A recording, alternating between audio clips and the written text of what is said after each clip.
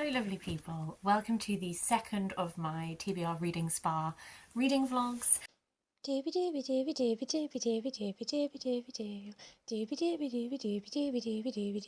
vlogs.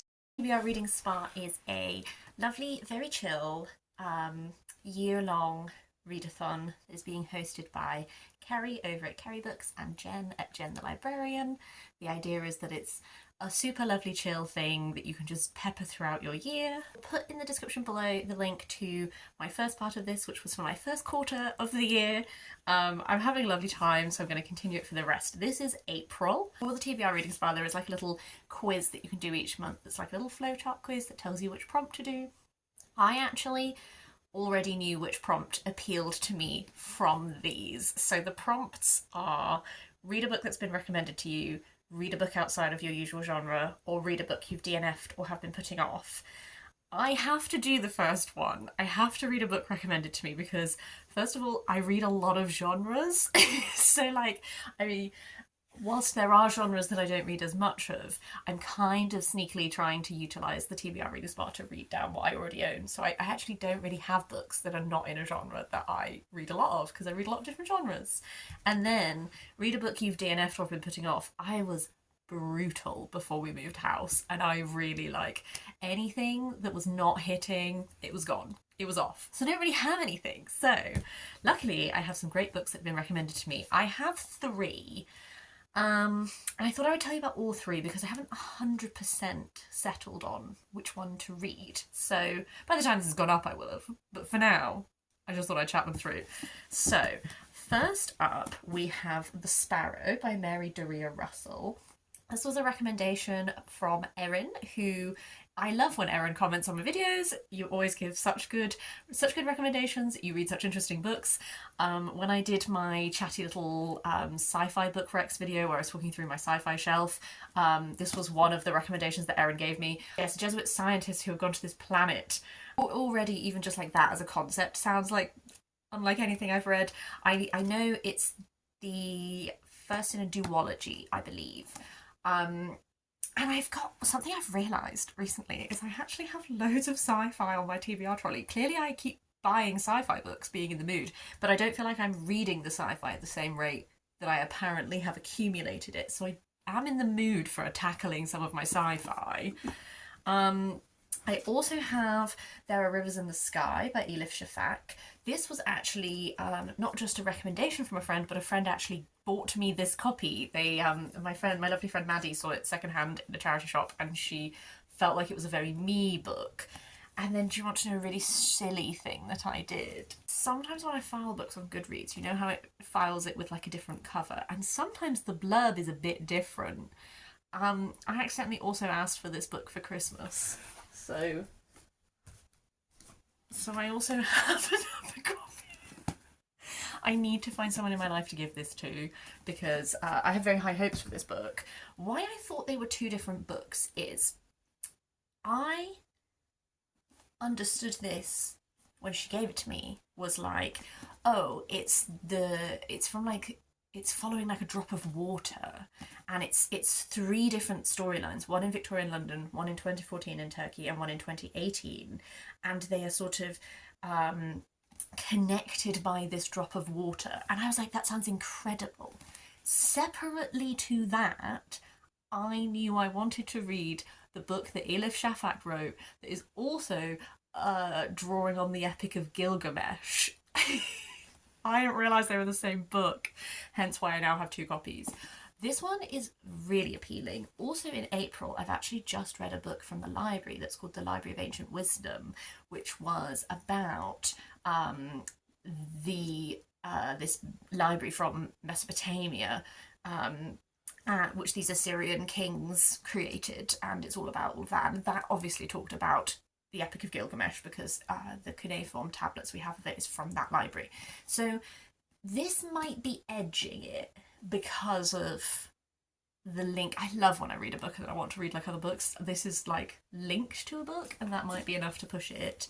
But then I also have Costanza by Rachel Blackmore. This was a recommendation from Charlie from Coiny Reads when I went to the Booktuber meetup in October because I like arty books and I like historical fiction. This is looking at the muse of the sculptor Bernini, and it's a bit of a sort of their love affair, passionate betrayal, and he vows to possess her not just in body and soul but also in marble, and she's and it's like a very scandal to the society and all of that kind of thing. And I love Bernini's sculptures. I don't really know a lot about his life, so this also really tempts. So by the time you get the next clip, I will have made a decision and actually like picked one. For now, all three of them are quite tempting.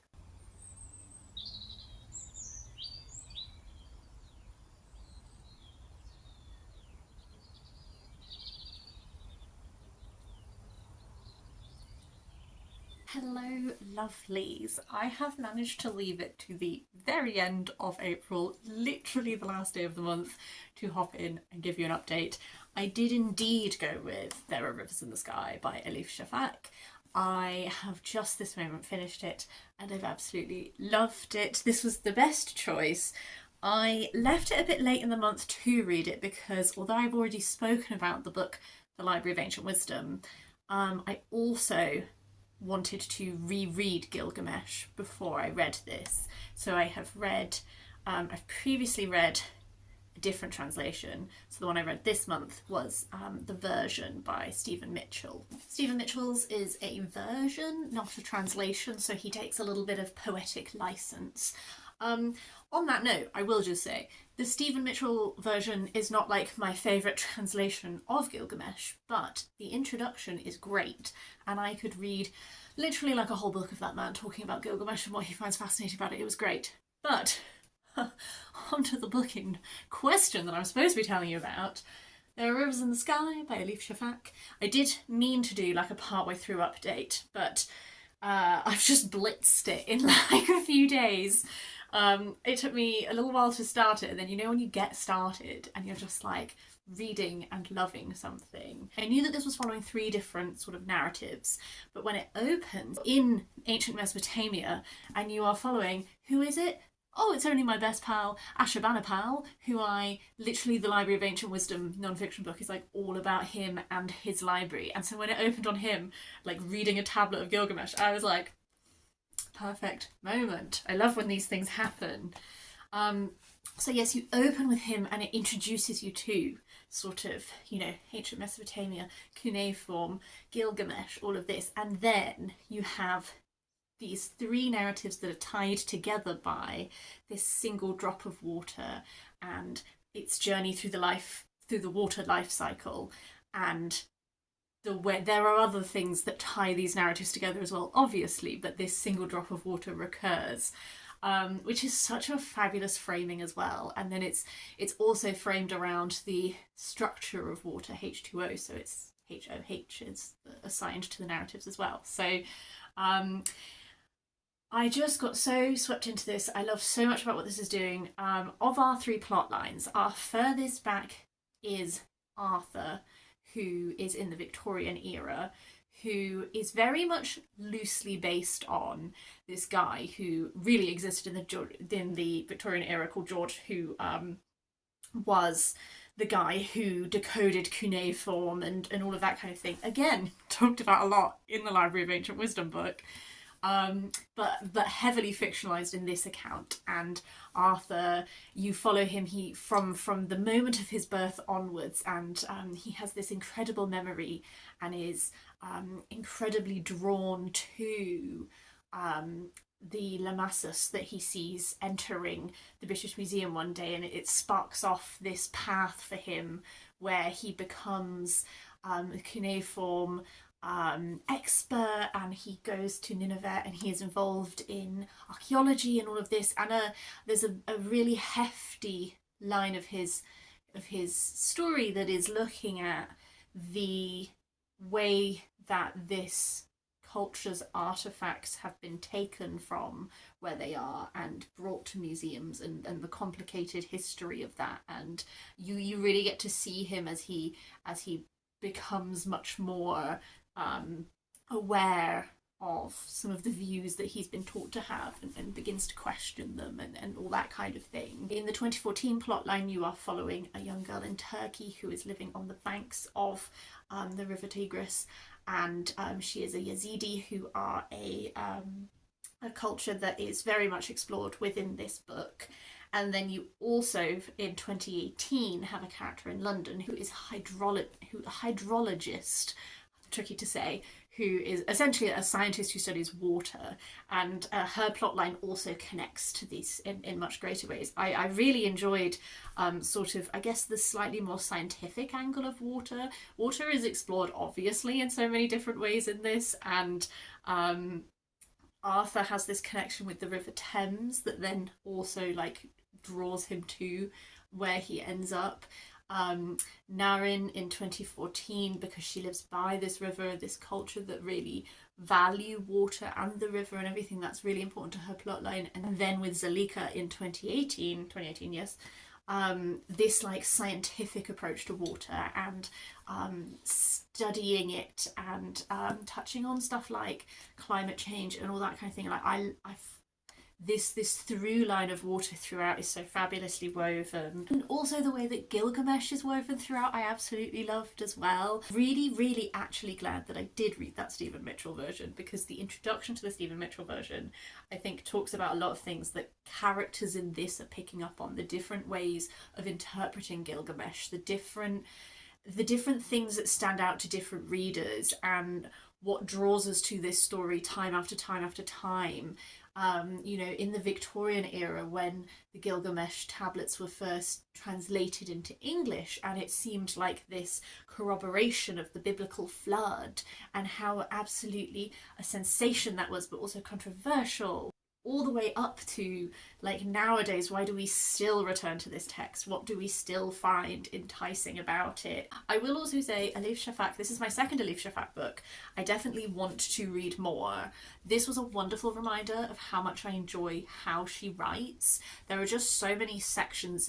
You know when you read a section and you're like, this is a quote, frame it.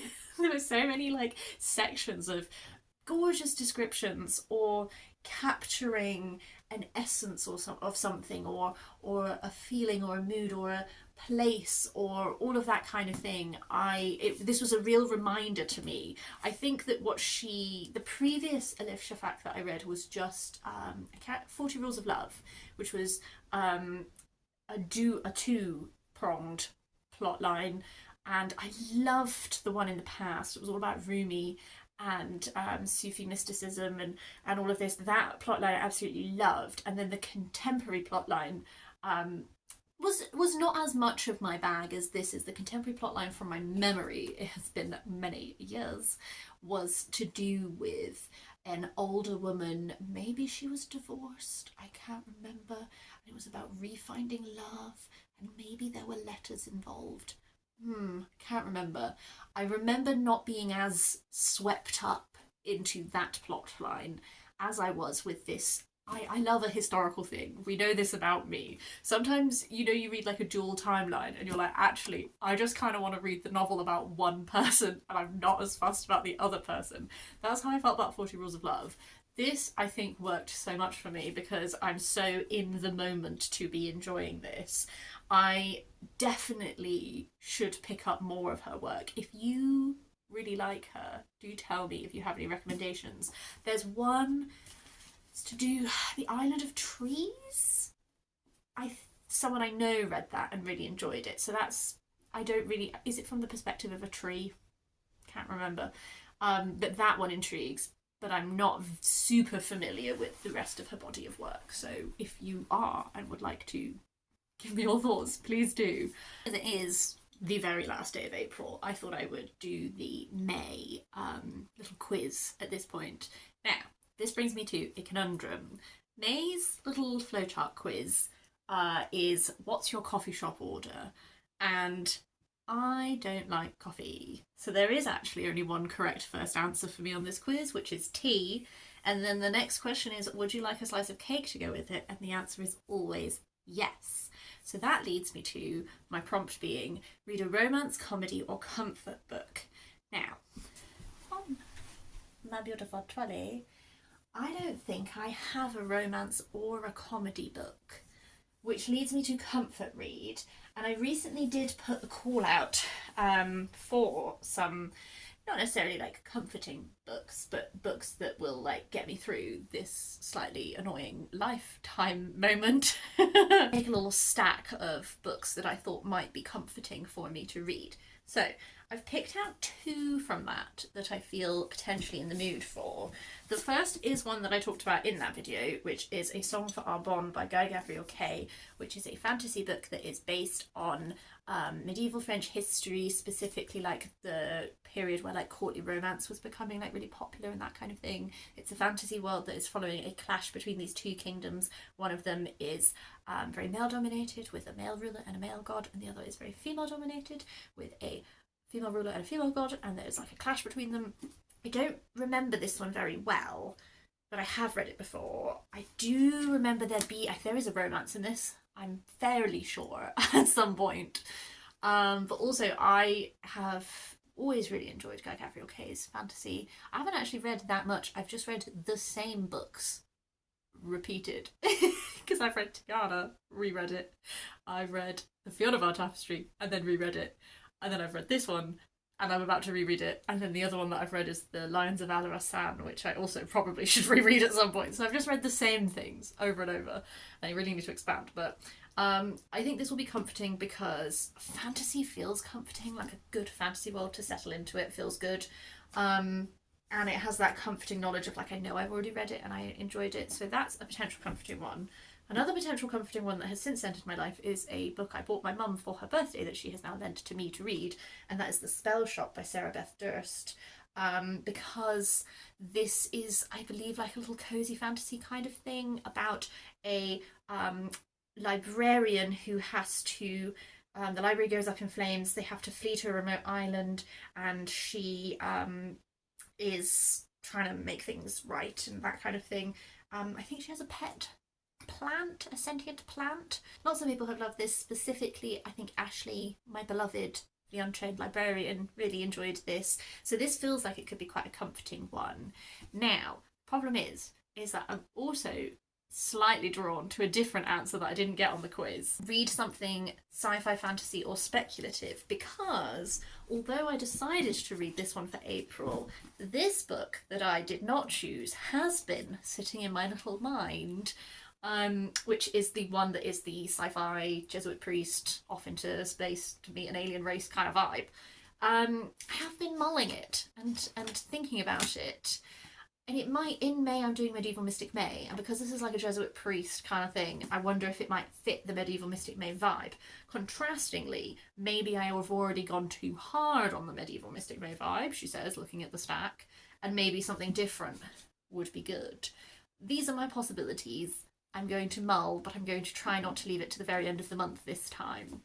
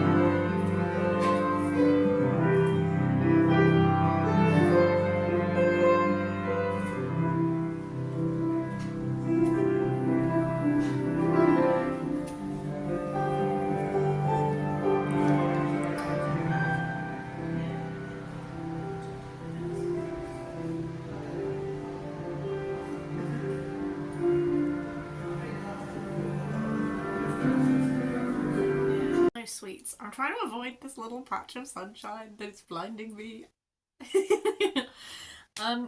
Literally as soon as I finished filming the last clip, I came to the realization that this is a romance book. After just being like, I don't have any romance books. So this is the one that I have read. So, in many ways this was kind of like a very good mood moment because I've been a bit frazzly, I'm on my first batch of meds and all that kind of thing, and been a bit like, ugh.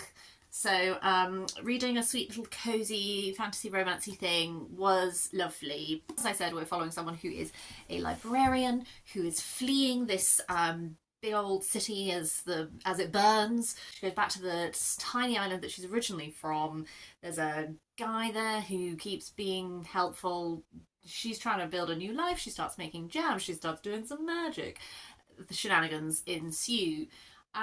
What I liked most about this is, first of all, I did really like Kaz, the sentient spider plant. He was a little cutie. I love like a characterful little sidekick. That's always good. There was a lot of lovely like the setting of this island. I enjoyed, like, it takes quite a while for her to get into the stride, I think, of doing magic, helping to heal the island, that kind of vibe. But those portions when she is like focused on doing this spell work, healing this nature, all that kind of thing, I really liked all of that. That's very much my kind of a thing. And there is like a fun cast of characters on the island. There's lots of nice little details and stuff like that. If this was a Studio Ghibli film, I would have eaten this up. Like, if this was in visual form, I think it would be like so good. I will say it took me like a little bit of time to get into it, because initially I did find Keela, our main character, kind of a bit annoying. Just in that, as a character, she has been very isolated. She's been in this library alone with just her little spider plant, and it's sort of like a self-imposed isolation kind of thing. And when she first gets to the island, I just thought she was just quite rude. She was just quite rude about people who were just trying to help her. And I was like, baby girl. But part of her arc is getting over that. But also just a little bit like willfully obtuse at times. This is a romance book, and there's just this one moment that really irrationally annoyed me when it was like, essentially, I can't remember the exact wording, but her little spider plant boy says about this guy who so obviously has the hots for her, like just along the lines of like, oh, the gist is, this man obviously is into you. The wording is something along the lines of like, you're the solution to all of his problems, or he thinks you're the something to his something. I can't remember the exact wording. And she just goes she was like, what does that even mean? What do these words mean? This doesn't make any sense. The solution? What problems does he have? He doesn't have any problems. And you're just like, girl, your whole thing is that you're a librarian and you understand language. Like, words mean things to you. What do you mean you don't understand what this little plan has just said? I could understand being like, oh, Kaz must be wrong. This guy, why would he be interested in me? There's nothing special about me. You know, like that kind of like, I guess, like, you don't think that highly of yourself, so you're like, why would this person even be interested in me? That's nonsense. What are they even talking about? Kind of vibe. Like, that would make sense to me as someone who has existed a lot in isolation. Suddenly not understanding the meaning of words does not make any sense to me. And that, like, really irrationally, I was like, oh, for God's sake, don't let this be one of those romances where there's just meaningless miscommunication, misunderstanding, blah, blah, blah. But thankfully, that kind of, like, went away after a while, and actually there wasn't really any tension in the romance. It was just kind of like, yeah, you guys like each other. And so that was fine at the end. I really find it annoying when people, in order for a couple to not get together, people just have to act with no level of intelligence that they've previously been shown to have. Like, that annoys me. And so I'm glad that isn't what happened. And there was just like a little bit at the beginning, and then it kind of was just like, oh no, everyone's nice again. I think what was interesting reading this was it has made me think a lot about the concept of like cozy fantasy, because I think that this is lovely and I had a nice time reading it. The type of reader that I am, I think I sometimes struggle with cozy fantasy because there is, I guess there's a twofold thing. On the one side, there is a level of predictability, because the nature of cozy in this instance is that you know that she's going to end up with that man. you know that she's gonna come back to this home that she left when she was a child. She's gonna rediscover it's where she wants to be. There's gonna be some kind of tension thing that puts that at risk, but eventually, like, all of the islanders are gonna like rally behind her and everything will be okay.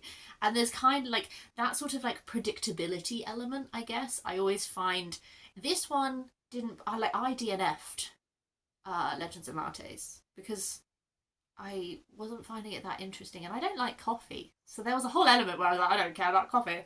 And I was also just like, it's quite. So I didn't find a drive to finish it. I wasn't disliking it, I wasn't hating it, but I just had no drive to read it. I had a bit more of a drive to read this one because I was like, I like the spells, I like making jam, that's all cute. But there's like, but even with like characters, like this big cast of characters like is lovely, but they are all quite like, this person is like this and this person is like this, and there's one dickhead villager, everyone else on this island is lovely, and there's just one guy who's just the worst. And you know, like, you just know like what's going to happen with that man. You know that he's going to, like, when this crux happens, he's going to try and do something horrible. So it's just like that element I always like, it stops me from like loving things, I guess. Which is where I wonder if this was like a film, if I'd be more like in it, because I'm quite a visual person. And I do like stuff like, I love a Studio Ghibli film. Like Kiki's Delivery Service. She does too much magic. She tries to be too much for too many people. She burns herself out. She has an existential crisis. She can no longer hear her cat. And then she saves the day. Like, it's still not like a wonderfully, I don't know. The other side of this is that I have the type of mind where when I read something like this, I just want to know more. Like the whole magic that she's using and the situation on the island. This is an insight into my brain upon reading this. So she gets there and the nature on the island is dying because these are all like the island industry, like it has all these apple trees that were planted there, and then sorcerers would come and like do little spells to keep them thriving. But now that no sorcerers are coming because they're not native, they're dying. And so then my mind goes, oh my god, that's so disruptive to the ecosystem of this island. I wonder what the natural ecosystem of the island was. Even though these apple trees are dying, surely there's like a natural ecosystem that they could try and bring back. But no, we're just going to maintain the sorcerous things. And it's like, oh, well, all of the little mer horses can't give birth. And I was like, how have the mer horses continued to live this long? Like, how have the mer horse populations survived, like evolved, if they have such difficulty breeding? She does this magic system, which it says that magic's really hard, but mostly she just like reads some stuff aloud and everything's fine. But like in my head, like magic system, I'm like, okay, first of all, this language, I wonder what inspired this language. There's like bits of it where I was like, kind of feels a bit Welsh, but it doesn't seem fully Welsh. But I was like, ooh, interesting.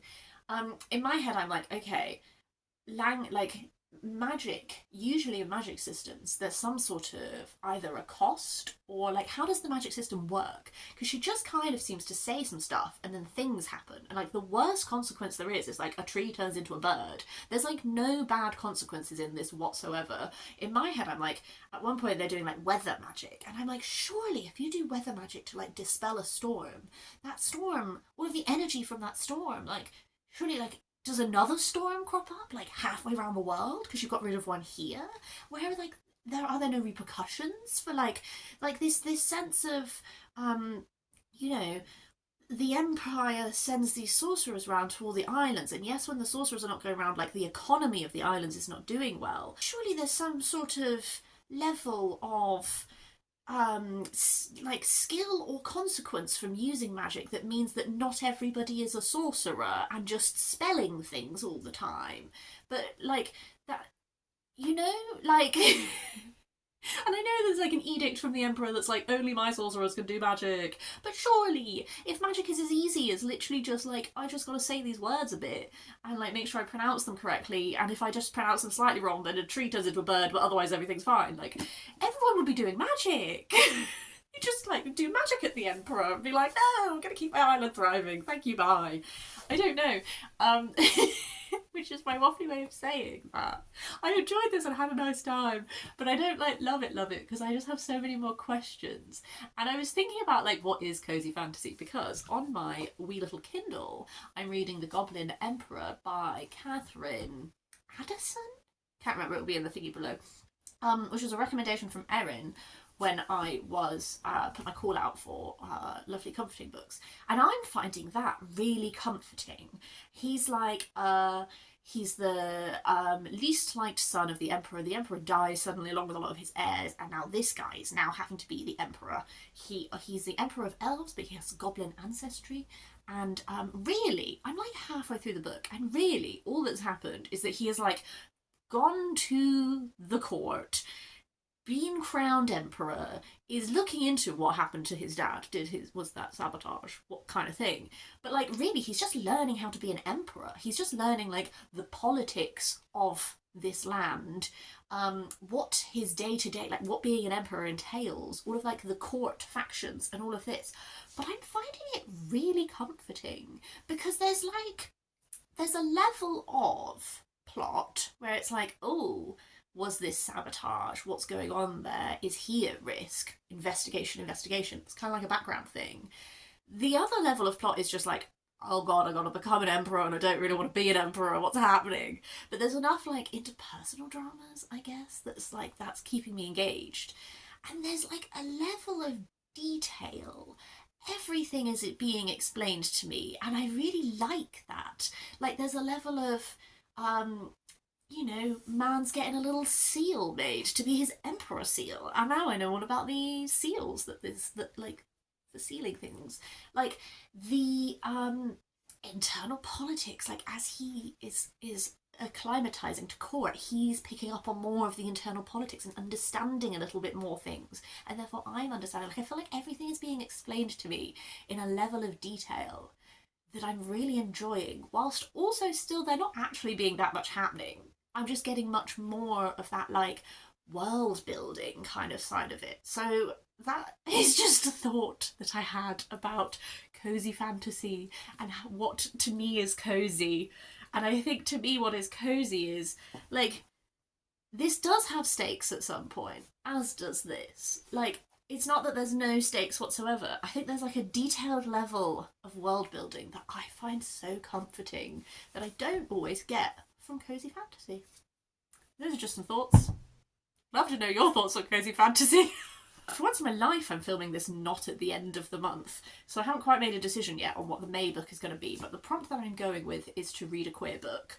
And I pulled out 3. Rainbow Milk by Paul Mendez, which I actually did start reading. I got 6 pages in, so maybe means I should go with this one. This is 2 plot lines. The first one is in the 1950s in the Black Country. Ex-boxer Norman is a humble Jamaican who has moved to Britain for a better life for his family, and then in the turn of the millennium, I think probably his son is seeking a fresh start in London, escaping from a broken immediate family, a repressive religious community, and the desolate, disempowered Black Country. This one is actually tempting because I did begin it and I liked the beginning. I just got distracted like I always do. The other fiction one is The Story of Silence by Alex Myers. Is a foolish king who decreed that women should not and would not inherit. Thus, when a girl child was born to Lord Cador, he secreted her away to be raised as a boy. The reason this one is tempting me, it's like Silence is going on this quest. So it's this reinterpretation of this French legend that's kind of like embracing the like non-binary aspect of that figure. The reason this one is currently tempting is that I am in the midst of Medieval Mystic May reading, and something that I read did mention the Legend of Silence. I don't remember which book it was, but something did. Or I could go for a non-fiction, because I have Real Queer America, LGBT Stories from Red States by Samantha Allen, which I've been wanting to read for ages. It's quite hard to get this in the UK. But this is a look at queer people living in red states in America, their experiences, their lives, that kind of thing. So it is a non-fic that has been on my reading list for quite a long time. So that also could be quite good to finally read.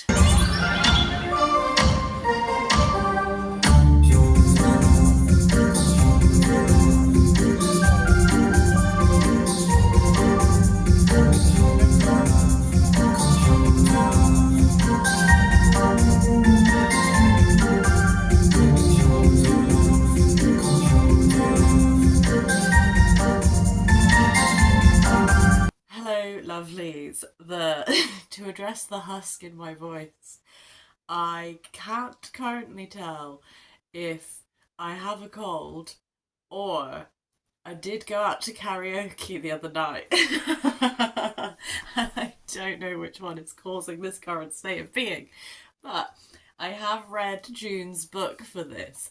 Well, in that I DNF'd the book I chose and listened to a different book instead. So from my last update, I was leaning towards Rainbow Milk by Paul Mendez, and I did read 170 pages of it.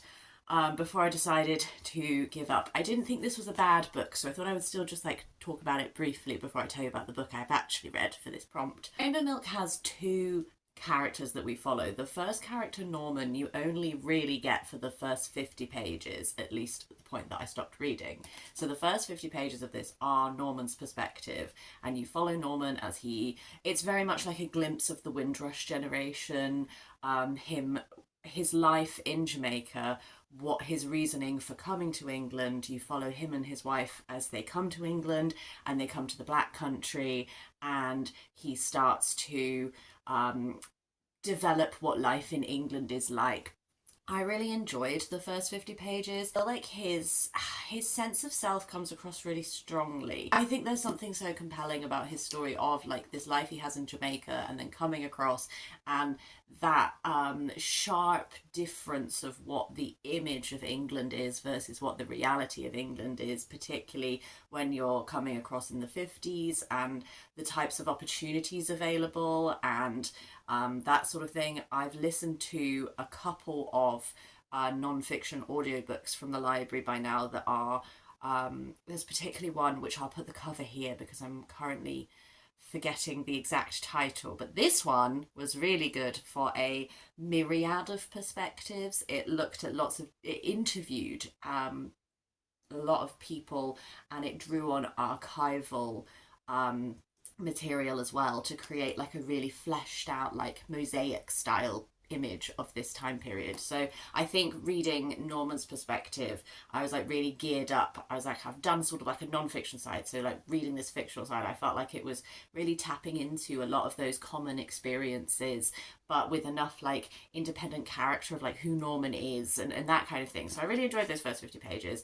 Jesse's perspective I didn't not enjoy. To be honest with you, at the point where I've stopped reading it, I just feel that nothing much has super happened.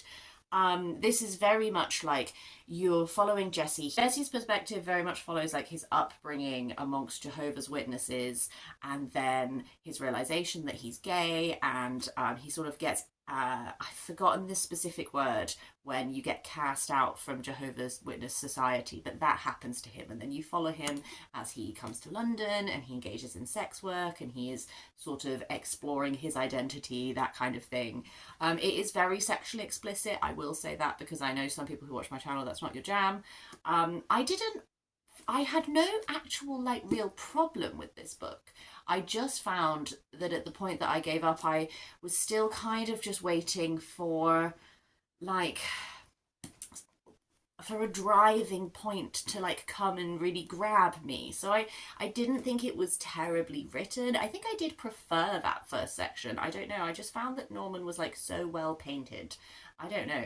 I'm yet to understand how those two things join up. I have some theories, but I don't quite know how the two narratives join. They currently feel quite separate as a result. I'm sure later in this they come together in some kind of a way. I'm currently not clear on what that is. So this is one where it's not a bad book, it just wasn't grabbing me. So I decided to DNF, and instead I listened to an audiobook from the library, which is Tales of the Suburbs, LGBT Lives Behind Net Curtains by John Grindrod, which is narrated by the author. And this is a piece of oral history.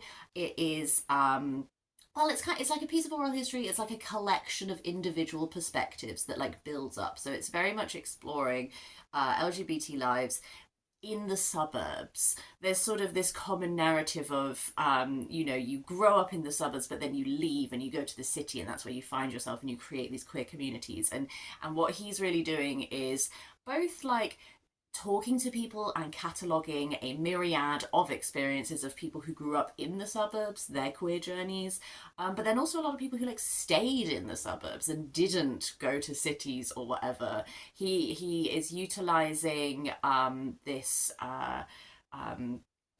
collection of God, why have I lost all? I think I might be ill because I'm forgetting basic words. What is it called when you have those collections where you as a researcher you can go and you can access all of these like primary sources? Couldn't tell you right now. Public archive, that's kind of what I'm thinking. So he's accessing this archive, and there's like all these tiny little interesting details as a result. Like he has all this archival evidence of little like advertisements in newspapers for communal like groups who would meet in the suburbs and who would try and build these networks outside of cities. He talks to someone who they were part of creating this support line that people could call, but like trying to find a local newspaper that would agree to their advertising, like all this kind of thing. There's like that sort of side of it, of this like how does one organize a community in the suburbs, but there's also very much just a lot of interviews with people from who sit all across the queer spectrum about what their life has been like, and some of them are very, very short, some of them are much longer. It's interesting, someone on Goodreads posted in their review that they went to a talk by the author, and he talked about the fact that he deliberately didn't organize the collection in like chronological order or anything like this. He's like deliberately sort of interspersed lots of different times and identities throughout, so that it doesn't feel like you're going from earliest point of history to most recent point of history, but you're just getting this real like glimpse of lots and lots of different experiences. I enjoyed it. I thought it was good. I like a collection of like oral history being preserved. I would say if this type of book appeals to you, two other books I can think of off the top of my head. One that is referenced in this is Lesbian Life Stories, which is edited by Jane Traeies, which is a brilliant collection of lesbian life stories that are just, Jane Traeies spoke to a lot of just normal women who are lesbians, and a lot of them are much older. I found particularly some of the aspects of that stay with me are talking to women who are now in their 80s, in their 90s, and then looking back, and some of them talking about how it's never too late to come out and all that sort of thing. I just found that collection really moving. And then also one I listened to last year that I really liked was Revolutionary Acts by Jason Okundaye, which is I've forgotten the exact number of men he speaks to, but it's specifically black gay men who, nearly all of them, off the top of my head, ended up in London. And a lot of them are much more involved in political activist work and that kind of thing. So if you like queer oral history collections, like both of those are great, as was this one. I really enjoyed it. The only thing that bothered me is the audiobook has between every section this noise of like a little gate closing. I don't know why. After a while I was like, I'd rather we just change chapter. That's so tiny though. It was an interesting collection and I enjoyed it. It turns out I was ill and I forgot that this is the end of this part 2 TBR Readings for Our vlog. I hope that you have enjoyed it. Please join me for part 3 where we will do July, August, September.